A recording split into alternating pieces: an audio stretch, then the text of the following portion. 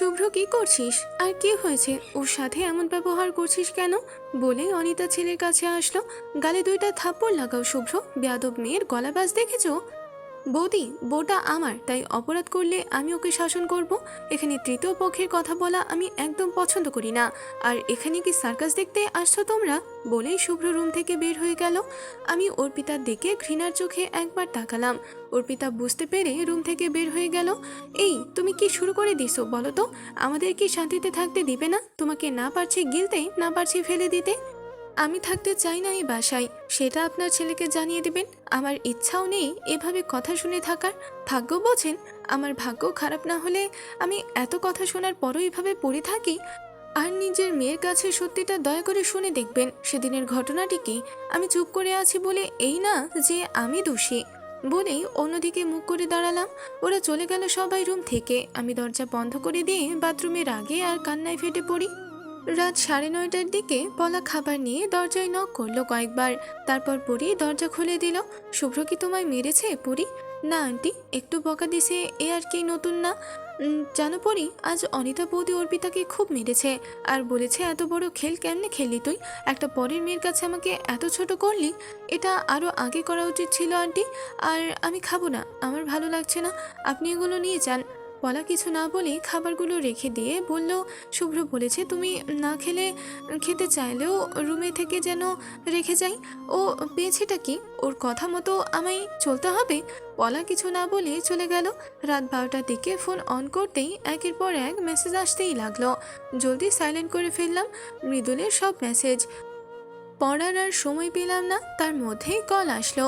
Receive করতে মৃদুল বলে উঠল, পড়ি। হুম। মৃদুল শুনেই কিস করতে লাগলো পাগলের মতো ফোনে।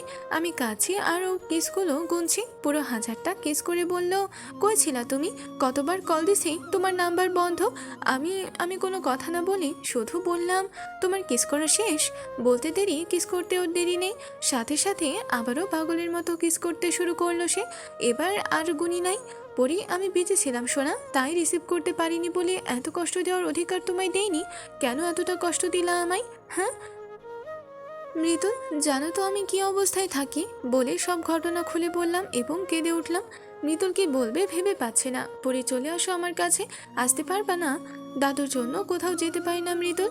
পরি, কেঁদো না প্লিজ, আমার কষ্ট হচ্ছে। আমি বুঝতে পারছি তোমার কতটা কষ্ট হচ্ছে। তুমি যদি আগেই ওদের সত্যটা বলতে, তাহলে আজ জল এত দূর গড়াতো না। ঠান্ডা মাথায় কাজ করতে হয়। জেদটাকে ছুঁড়ে ফেলে দিয়ে স্বাভাবিক থাকার চেষ্টা করবা। মৃদুল, আমার সাথে দেখা করবে? মৃদুল কিছুক্ষণ চুপ করে থেকে বলল, তোমার পরীক্ষা না কিছুদিন পর? শেষ পরীক্ষায় তোমার সাথে দেখা করব। এবার খুশি তো ম্যাম? হুম, খুব খুশি। বলে একটা মুচকি হাসি দিলাম। পরি, আর রাত জেগো না, ঘুমিয়ে পড়ো। কিছু খেয়েছো? না। জলদি খেয়ে নাও। খাবারের উপর রাগ করতে নেই। আমরা দেখা করছি তোমার শেষ পরীক্ষায়, দ্যাটস ফাইনাল। হুম, খেয়ে ঘুমিয়ে পড়ো আমার প্রিয়। I love you Pori. I love you too Mridul. খেয়ে ঘুমিয়ে পড়লাম। সকালে দরজায় জোরে জোরে ধাক্কায় আমার ঘুম ভেঙে গেল। পড়া জোরে জোরে চিৎকার করে পরীকে ডাকছে। আমি ধরফরিয়ে উঠে দরজা খুলে পলা আন্টিকে দেখে চুপসে গেলাম। পলা আন্টিকে বললাম, কি হয়েছে আন্টি, এরকম কেন করছেন? পরি, জানো তো অর্পিতা বাসায় নেই, কোথায় যেন চলে গেছে। কাল বৌদি মেয়েটাকে খুব মেরেছে। গিন্নিমা তো সে তোমাকে ঝাড়ছে। আর তুমি যেন ওদিকে যেও না। সেদিকে না হয় গেলাম না, কিন্তু অর্পিতা কোথায় গেল? বাসার সবাই খোঁজ করেছে। ভোর থেকে খোঁজ করছে সবাই, কিন্তু কোনো খোঁজ পাইনি। বাসার মান সম্মানের ভয়ে থানায়ও যেতে পারছে না। আমি একটা হাই তুলে বললাম, চিন্তা করো না, এসে যাবে। ও যে ভীতু, অন্তত এই ধরনের কাজ করবে না। পরীর কথা শুনে পলা একদম ব্যাকুল বনে গেল। এই মেয়ে বলে কি অর্পিতা বাসায় নেই, এর দেখি কোনো চিন্তাই নেই। কিছুদিন আগেও কি মিল ছিল দুজনের, আর এখন? সকাল 11টা বেজে গেল, অর্পিতার কোনো দেখা নেই। বাসার সবাই ভেঙে পড়েছে। আমি নিচে গিয়ে সোফায় বসে চুপ করে আছি। এই পরি, তুমি না বললা অর্পিতা নাকি চলে আসবে, কই এলো না তো? আন্টি, সেটাই ভাবছি, খুব চিন্তার বিষয়। বিমলা দিতুন আমার সামনে এসেও দিদি ভাই বলে চিৎকার দিয়ে কেঁদে উঠলেন। অনিতা আন্টি রুম থেকে নাকি বেরি হননি। এক কান্নায় আছে পরি। মাকে যদি কাল ওভাবে কথা না বলতে হতো, তাহলে আজ অর্পিতা বাসায় থাকতো। রেগুলার একটার পর একটা সমস্যা তুমি বাসায় দাঁড় করাচ্ছ। আমাদের বাঁচার মতো পথ রাখছো না তুমি। নিদ্রা আপুর কথা শুনে ফ্যালফ্যাল করে ওনার দিকে চেয়ে আছি আমি। দিদুন ও এই সুযোগে আমাকে ইচ্ছা মতো ছাড়লো। আমার আর গায়ে লাগছে না। এমনিতেই এই মহিলা আমায় দেখতে পারেন না, আর আজ আবার এই বিপদের সময় কথার মেশিন সে থেকে চালু করেছে, এখন অবধি থামছেই না। কি বাচাল মহিলা রে। আমি একটা তার ছেলের হাসি দিয়ে দিদুনকে বললাম, আর যাই হোক, আপনার অমর নাতনি বাসা থেকে বের হয়নি, একটু খুঁজে দেখুন, বাসাই আছে। বলে উপরে উঠতেই অনিন আঙ্কেল বলল, পরি এই সময় এ ধরনের কথা বললেই কি নয়। আমি পেছনে ফিরে বললাম, আপনাকে এতক্ষণ খুঁজছি আঙ্কেল, আসেন আমার সাথে, আপনার ভেতু মেয়ে কই আছে আপনাকে দেখিয়ে দিই। দেখেছেন বাবা কি রকম মুখের ভাষা, দেন দেন, আরো তেল দেন। কিছু না বলে বলে মাথায় উঠেছে। আমি ওদিকে কোনো কথা না বলে উপরে উঠতেই শুভ্রকে পেলাম। ওর চোখ মুখ লাল হয়ে গেছে, এমনিতেই যে গৌর রং, তার গায়ের তার ভেতর কান্নাও হয়তো করেছে, লাল আপেলের রং ধারণ করেছে যেন। দেখে বেশ দয়া হলো। শুভ্রর হাত ধরে ওকে আমার সাথে নিয়ে গেলাম। এই প্রথম শুভ্রর হাত নিজ ইচ্ছায় ধরেছি, তাও কোনো অভিমানে নয়। ওকে নিয়ে ছাদে আসলাম। ও অবাক হয়ে কেবল কথা বলতে লাগবে, আমি মুখে হাত দিয়ে চুপ থাকতে ইশারা করলাম। ও একদম চুপ। পাশে চিলেকোঠা রুমে ঢুকলাম দুইজন, সুব্রত নাকশিট কাছে। অর্পিতা, অনেক নাটক দেখাইছো, বের হয়ে আসো। তোমাকে কেউ কিছু বলবে না, দেখো তোমার শুভ্রতা এসেছে। কোনো সারা শব্দ নেই। শুভ্র রেগে আমার দিকে তাকিয়ে আছে। ওর চেহারা দেখে আমি একটা বড়সড় ঢোক চিপলাম এবং বললাম, ওভাবে তাকিয়ে কেন আছো? হ্যাঁ, অর্পিতা এখানেই আছে। শুভ্র হাতটা ছাড়িয়ে নিয়ে বলল, মজা করা বাদ দাও, মন তো চাচ্ছে কষিয়ে দুইটা থাপ্পড় লাগাই, কিন্তু তোমার কপাল ভালো, আমার মুড অফ। বলে পা বাড়ালো। ও এতদিন তাহলে খুশির ঠেলায় আমার গায়ে হাত তুলেন মিস্টার শুভ্র। আজ বলেই একটা ভাঙা আলমারির পাশ থেকে অর্পিতাকে হাত ধরে টেনে আনলাম। আমি ওর গায়ে হাত দিতেই ও হাউমাউ করে ডুকরে কেটে ওঠে। অর্পিতার কান্না শুনে শুভ্র পেছন ফিরে দাঁড়িয়ে পড়ল। অর্পিতা আমার হাত থেকে ছাড়িয়ে ছুটে গিয়ে শুভ্রকে জড়িয়ে ধরে কাঁদতে লাগলো। শুভ্র আমার দিকে তাকিয়ে আছে, আর ওর দু চোখ দিয়ে অশ্রু ঝরে পড়ছিল, দু গাল দিয়ে টপ টপ করে। আহ, কি ভালোবাসা দুই ভাই বোনের। না, এভাবে দেখলে হবে না, শেষে ওর মায়ায় পড়ে যেতে পারি। বলে নিচে নেমে আমার রুমে এসে বই নিয়ে বসলাম। সামনে পরীক্ষা, অনেক পড়া বাকি আছে। শুভ্র অর্পিতাকে নিয়ে নিচে নামতেই সবাই হাঁ করে ওদের দিকে তাকিয়ে রইল। পলা দৌড়ে অনিতার রুমে গিয়ে বলল, বৌদি অর্পিতাকে পাওয়া গেছে। আমরা ছোটবেলা থেকে অর্পিতাকে দেখে আসি, আর পরি কয়েকদিনের মেয়ে হয়ে ওর সব কথা বুঝে ফেললো।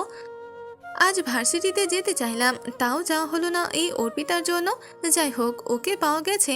একদিন কথার ছলে বলেছিল রাগ করে থাকলে ও এই জায়গায় গিয়ে লুকায়। আগে বিশ্বাস করিনি, এখন করতে হলো ওর কাণ্ড কারখানা দেখে। দিনগুলো বেশ ভালোই কাটছিল। আমি আমার মতো চলি, মৃদুল পড়াশোনা, দাদুর সাথে মাঝে মাঝে বাহিরে যাওয়া বেশ চটিয়ে এনজয় করছি। একদিন নিদ্রা আপু এসে বলল, পরি চলো রেডি হও।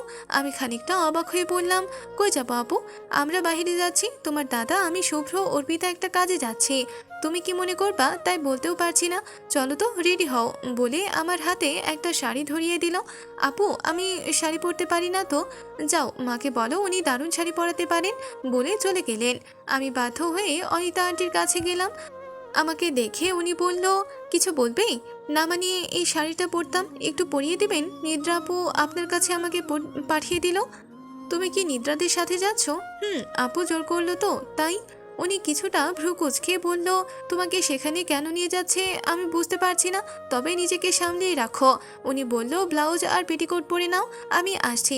বলে দরজা ভিড়ে দিয়ে চলে গেল। আমি ব্লাউজ গায়ে দিতেই মা বলে ডেকে কেউ দরজা খুলে ভিতরে ঢুকলো। আমি চট করে ওনার শরীরে জড়িয়ে ফেললাম। আহ আল্লাহ, দরজাটা নক করতেই ভুলে গেছি। আর কোনো পুরুষ মানুষ আসলো না তো? দরজা নক করে পোশাক বদলাতে পারো না? আমার জায়গায় যদি দাদা বা বাবা আসতো তাহলে কি সম্মানটা থাকতো? নিজেরটা তো নেই, সাথে আমারটাও রাখবা না দেখছি। আমি চেতে উঠে বললাম, এই দেখছো তো দরজাটা বন্ধ, নক করে আসতে পারো না, আবার বড় বড় মুখের বুলি ঝাড়ছো। মা রুমে আমি যখন ইচ্ছা তখন আসবো, তোমাকে কি সেধে আসতে হবে? আপনি যাবেন? বলতে অনিতা আন্টি রুমে এসে পড়ল। এবার শুভ্র বেশ লজ্জা পেল। আর এই তোরা কি সবসময় ঝগড়া করেই যাবি? নিজেদের ওপর কি দয়া মায়াও নাই? আর শুভ্র, তুই এখানে কেন? একটা কাজে আসছি মা, পরে বলবো। বলেই চলে যেতেই অনিতা বলে উঠল, পরীকে কি ওখানে নিয়ে যাওয়া খুব দরকার? হুম, খুব। বলেই শুভ্র চলে গেল। অনিতা বিষণ্ণ মনে পরীকে শাড়ি পরিয়ে এবং ম্যাচিং করে জুয়েলারি এবং সুন্দর করে খোপা বেঁধে দিল। পরি, তোমাকে আমার খুব পছন্দ, খুব শখ ছিল, কিন্তু তোমাকে হয়তো আর নিজের ছেলের বউ হিসেবে রাখতে পারবো না, আর সাবধানে চলে যাও। আমি ওখান থেকে আমার রুমে এসে মোবাইল আর পার্স নিয়ে সোজা করে বসলাম। কিছুক্ষণ পর ওরা সবাই এলো। অর্পিতা পরীকে ডেকে নিয়ে আয়তো বলে শুভ্র ডোর খুলতেই আমাকে দেখতে পেল। অর্পিতা যাওয়া লাগবে না, ও এখানেই আছে। আমার পাশে এসে নিদ্রা ও অর্পিতা বসলো, কৌশিক আর শুভ্র সামনে। শুভ্র ড্রাইভ করছে। 1 ঘন্টা পর আমরা একটা বিশাল বিলাসবহুল রেস্টুরেন্টে এসে নামলাম গাড়ি থেকে। জীবনে প্রথম শাড়ি পরেছি, হাঁটতে পারছি না ঠিক মতো, তবুও কষ্ট করে হাঁটতে লাগলাম। একটা টেবিলে আমাদের বসতে বলে শুভ্র খাবার অর্ডার দিল। অর্পিতা, আমরা এখানে কেন এসেছি? দাদার জন্য বউ দেখতে, মানে শুভ্রতার জন্য মেয়ে দেখতে আসছি। মেয়েটা শুভ্রতার কলিগ, আজ পছন্দ হলে বিয়ে ঠিক হয়ে যাবে। অর্পিতার কথা শুনে আমি আকাশ থেকে পড়লাম। এর জন্যই তখন আন্টি আসতে নিষেধ করছিল। আমি খুব অপমান বোধ করছিলাম। আমাকে দেখানোর জন্য প্ল্যান করে এরা এখানে নিয়ে আসলো। আমি চুপ করে মাথা নিচু করে বসে আছি। শুভ্র মনে হয় বারবার তাকাচ্ছে। পরি, আজ তোমাকে জাস্ট ওয়াও লাগছে বলেই নিদ্রা আপু আমার দিকে তাকালো। আমি স্মিত হাসি দিয়ে ধন্যবাদ জানালাম। খাবার চলে আসলো।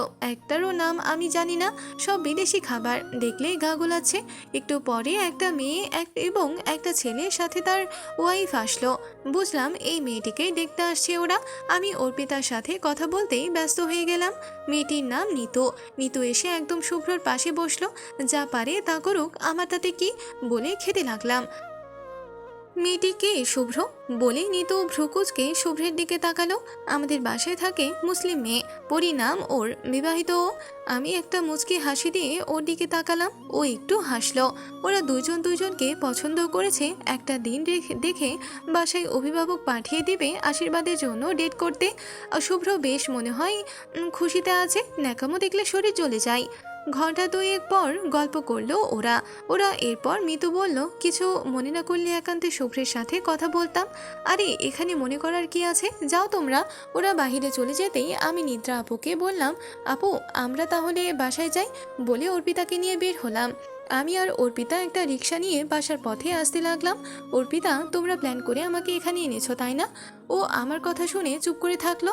কথাটা বাদ দিয়ে ওকে বললাম, সে ছেলের সাথে কি তোমার সম্পর্ক এখনো আছে অর্পিতা?